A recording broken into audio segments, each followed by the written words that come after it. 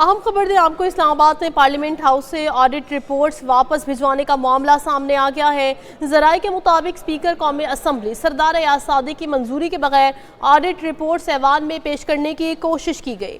कवायद के मुताबिक कौमी असम्बली इजलास का हतमी एजेंडा स्पीकर की मंजूरी से तय होता है, ताहम स्पीकर के पास ऑडिट रिपोर्ट्स का एजेंडा आइटम मंजूरी के लिए भेजा ही नहीं गया। ज़राए का कहना है कि सेक्रेटरी कौमी असम्बली ताहिर हुसैन ने आज खुद ऑडिट रिपोर्ट्स का आइटम एजेंडे में शामिल कर दिया और वजारत पार्लिमानी उमूर से भी राय नहीं ली गई। मामला स्पीकर के इल्म में आने पर उन्होंने ऑडिट रिपोर्ट्स को एजेंडे से निकलवा दिया। ज़राए के मुताबिक ऑडिटर जनरल बराह रास्त ऑडिट रिपोर्ट्स ऐवान में पेश नहीं कर सकता और उसने स्पीकर और वजारत को बाईपास किया, जिस पर उनके खिलाफ तहरीक इस्तेहकाक लाई जाएगी। ज़राए का मजीद क्या कहना है, तफसीलात जान लेते हैं नुमाइंदा खुसूसी सिद्दीक साजिद से। सिद्दीक बताइएगा।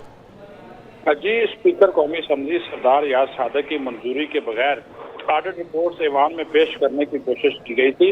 इस हवाले से एडिटर जनरल और पार्लियामेंट हाउस आमने सामने आ गए थे। ताहम एक न्यूज जो है वो मामले की तह तक पहुंचा है और जो हमने रिकॉर्ड से पता किया उसके मुताबिक कवायद के मुताबिक कौमी असम्बली इजलास का हतमी एजेंडा स्पीकर की मंजूरी से फाइनल होता है और स्पीकर के पास ऑडिट रिपोर्ट पेश करने का एजेंडा आइटम मंजूरी के लिए भेजा ही नहीं गया। सेक्रेटरी कौमी असम्बली ताहिर हुसैन ने खुद ही ऑडिट रिपोर्ट का एजेंडा आइटम में शामिल किया। वजारत पार्लिमानी उमूर से भी राय नहीं ली गई, जो कि लाजमी थी।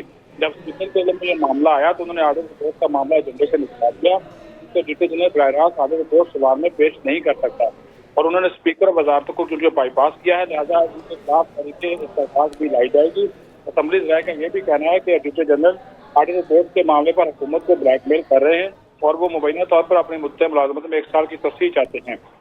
इस मामले पर भी कौमी असम्बली सेक्रेटेरिएट ब्लैकमेल जो है वो नहीं होगा और इस तमाम तर सूरत हाल से स्पीकर सरदार अयाज सादिक ने वज़ीर-ए-आज़म को आगाह भी कर दिया है। जी अच्छा सिद्दीक, जिस तरह से बताया जा रहा है कि ज़राए की जानिब से कहा गया है कि सेक्रेटरी कौमी असम्बली ताहिर हुसैन ने आज खुद ऑडिट रिपोर्ट्स का आइटम एजेंडे में शामिल कर दिया, मतलब खुद से ही शामिल कर दिया गया? जी बिल्कुल, क्योंकि उन्होंने ये फाइल भेजनी स्पीकर के पास जरूरी होती है, लेकिन सेक्रेटरी कौमी असम्बली ने स्पीकर को इसके बारे में आगाह नहीं किया था। जब एजेंडा जो है वो पब्लिश होकर स्पीकर के पास पहुंचा तो उन्होंने इस बात के ऊपर भरमी का इजहार किया था और फिर उनकी हिदायत पर एजेंडा तब्दील किया गया और ऑडिट रिपोर्ट का मामला निकाला गया, क्योंकि वज़ारत पार्लिमानी उमूर और कौमी असम्बली सेक्रेटेरिएट मिलकर जो है वो एजेंडा फाइनल करते हैं और हतमी मंजूरी स्पीकर देते हैं।